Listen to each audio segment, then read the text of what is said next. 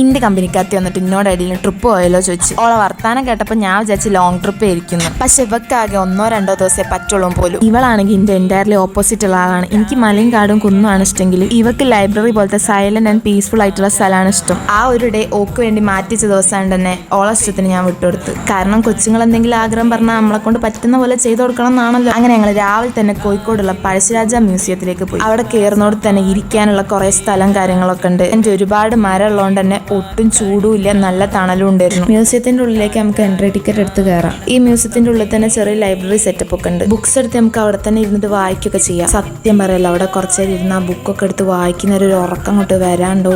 അങ്ങനെ ബുക്കൊക്കെ പൂട്ടിച്ച് അവിടെ ഉള്ള എല്ലാം ചുറ്റിക്കറങ്ങി കണ്ട് അവിടെ പോയപ്പോൾ ഒരുമാതിരി ലൂപ്പപ്പെട്ട അവസ്ഥയുണ്ട്. കണ്ടിട്ടും തീരുന്നുമില്ല. അവസാനം ഞാൻ എങ്ങനെയൊക്കെയോ കറങ്ങി തിരിഞ്ഞ് പുറത്തെത്തി. ഓക്ക് വായനാശീലം നല്ലോണം ഉള്ളതുകൊണ്ട് എനിക്ക് ഒട്ടും ഇല്ലാത്തതുകൊണ്ട് ഓക്ക് ഭയങ്കര ഇൻട്രസ്റ്റിങ്ങും എനിക്ക് ഭയങ്കര ബോറിങ്ങും ആയിരുന്നു.